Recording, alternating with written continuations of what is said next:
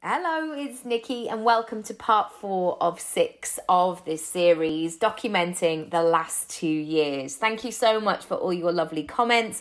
I'm so glad that you're gaining lots from it, and I always love to hear what you think. So thank you so much for that.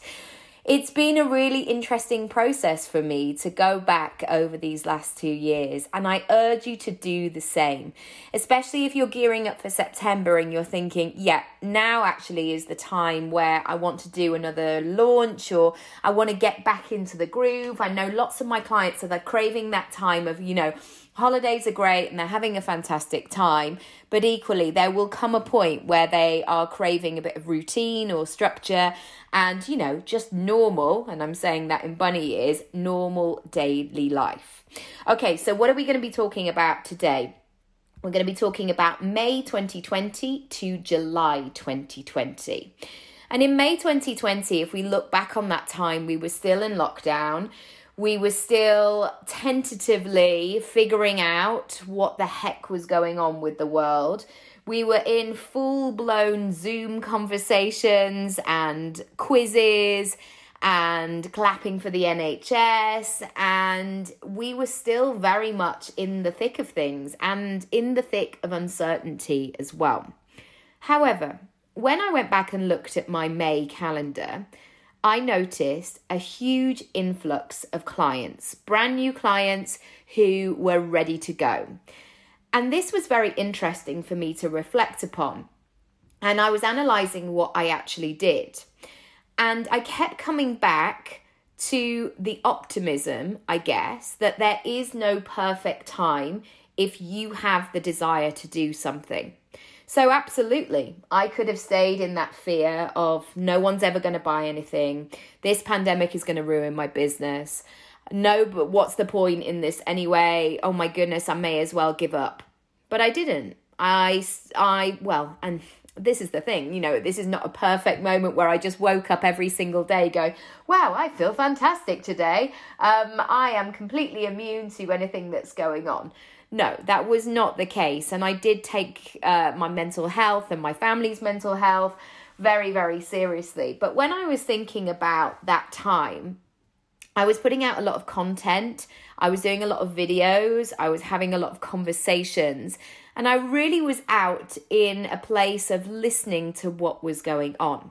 And it paid off because people understood what I was doing and what I was all about, and they signed up to work with me. So I guess the lesson from May is to really analyze where your own stories are holding you back. Do you say to yourself, oh, nobody will sign up right now, or nobody's got any money, or they'll wait until January to do X, Y, and Z? Or are you still remaining to show up? Are you still remaining that in a good headspace, I guess, where you're open to the possibility, you're open to what is happening and what is going on, and assuming that people will buy from you? So I want you to think about the stories that are coming up for you right now, and are you actually turning your sign to open? Are you telling people that you are available to purchase from? June 2020, it was the first time where I launched Jam and Plan. And this, again, was one of those concepts that came to me almost like in a dream, like it just dropped in, like this is what people are craving, this is what is going on. And maybe because I'd had that May as well, where I was talking to lots of people, where I was in the groove and I just really felt in my business, which is a really lovely feeling because I haven't always necessarily felt like that. And June Jam and Plan was one of those magical moments of a group of people that came together that were maybe scared, were in a place of losing all their work or not knowing what was going to be next for them. But they took a chance. They took a chance on me. They took a chance on themselves. And they thought, okay, what have I got to lose? Let's go for it. Let's see what happens. And that openness was so lovely. Now, how did this concept come to play? Well, I've always, as a coach, done VIP days, and I've always loved coaching in person, where we go to a nice restaurant or we sit in a members bar that I'm a member of. And I love that sense of, I am doing this. I need to carve out this time in my diary and I'm all in. And that energy as a coach, oh my goodness. I mean, I'm working on my energy all the time, but it really ignites something in me where I go, it's almost like an eye-locking moment where you go, yes, yeah, I'm with you. I'm clapping my hands like, yes, let's absolutely do this. So that first Jam and Plan was so interesting to me because it was the first time that I had done it in that format. And if you don't know about it, it's a CEO day, and basically there's 4 sessions and they're all recorded. And I knew that people were going to be maybe juggling children or homeschooling. The nurseries, I think, and the schools were still closed by this point. But actually, people showed up. People came to every live session, and the camaraderie amongst people was just so lovely. It was almost like, and I know this sounds very dippy hippie, but we were all coming towards each other and standing in a circle and holding hands and going, it's all right, I've got you. There was a safety in numbers almost. And it's been really interesting hearing those results of those Jam and Plan, because it really did start to change people's businesses. And of course, I'm not taking responsibility for all of that, but it was a time where it created a ripple effect. And the people who were in that day, many of them went on and worked with me one-on-one over 6 months or 3 months or a year. And it was just a fantastic experience. So basically what I'm saying is the learning from this is, if you keep having an idea or a concept or thinking, gosh, this would be really useful, I think people would really benefit from this, trust that and then trial it and see if you can give it a go. In July, I began to really open up my capacity for what I was capable of. It feels really, feels very weird to say that out loud, because we are so much more capable than what we would assume that we are. And in times where the world is falling apart, we may not think that we're capable. We may think that we can only do what we can do and we're in survival mode, I guess. And it's different for every person. But sometimes that capacity increase is so incremental. And I likened it to voice classes that I used to have at drama school. And we would always do lots of breathing and lots of humming and la la la la la la la, all that kind of stuff. And it was so interesting working with practitioners of voice, where they would be teaching us how to use our instruments. Sounds very wanky to say, but our instruments, our voices, and what we were capable of, and the capacity in which our breath could be changed. And they were able to look at our bodies and notice what we might need. And so sometimes there would be moments, especially when I would have singing lessons or something, where my singing teacher might say, just put your thumbs on your jaw. Just relax it. Just pull your jaw down. Now try the sound. Or they would say, just relax your shoulders. Or just imagine your back opening up.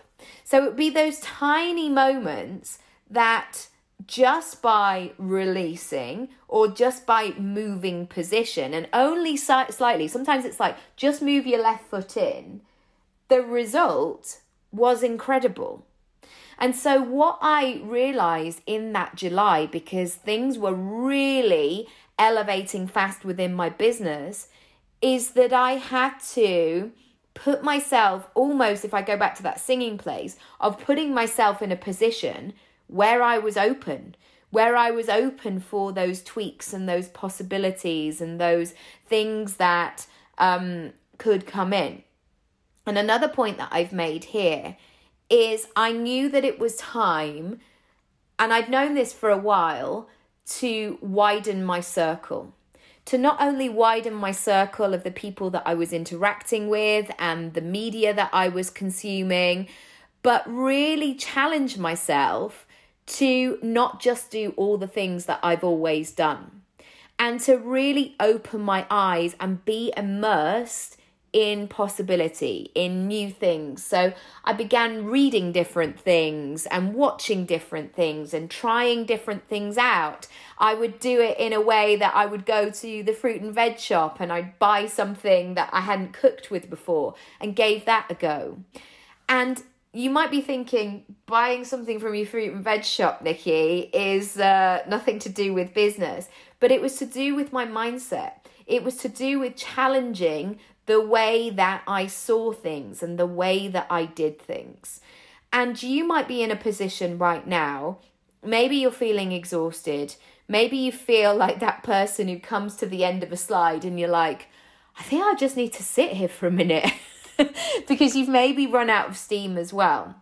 So what I would say is just start to make those tweaks and shake up your environment.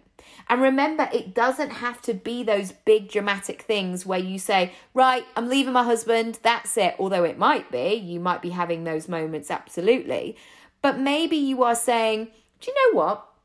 I'm going to go in the shower first thing. I'm not going to sit in my Jimmy Jams for the next half an hour. I'm going to do that. Or I'm going to have a slightly colder shower today and see what that does to my energy. Or I'm going to walk a different way home. Or I'm going to say to the kids, let's go to this brand new park that I've seen a picture of on the internet and it looks really cool. So let's go and do that. So when I'm talking about widening your capacity, I'm talking about shaking things up. Because we can so easily, as creatures of habit and same routines, and especially at that time as well, day in, day out, it was that moment of like, oh my goodness, what am I going to cook for dinner tonight? I have run out of inspiration. So that was my moment of going, shake things up. Tiny, move furniture around, upgrade something, get rid of something, all of those incremental moments. Because challenging your brain to work in a different way, it will bring you so many kind of light bulb moments. So that's the end of these 3 months. If you haven't listened to the previous episodes, please do so because this will make much more sense. And also, if you want to join the next version, and this is going to be a live version of Jam and Plan Live, come along on August the 31st. You do need to book a ticket. All the details are in the description down below. It's 4 sessions, and I think this is really important for me to share as well. You get a week of email support. So when I do the Jam and Plan sessions, the amount of time where people, and I've done it myself, when I've gone to events, I've written loads of stuff in my notebook, I feel really fizzy and like, yeah, let's do this. And I might come home and tell Matt about it. And then the next morning, I have that overwhelm, like, whew, right, I actually don't know where to start with this.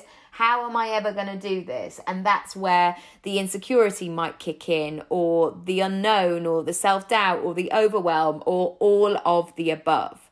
The fact that I am there for the following week to say, Nikki, what do you think of this? Nikki, I've rewritten my sales page. Could you glance over it? Nikki, I've got this idea, but I don't know how to move forward, or something is blocking me. I am there available as part of the accountability. So although the content on the day is absolutely brilliant, it's going to be in the implementation. It's going to be in the action. So come and play.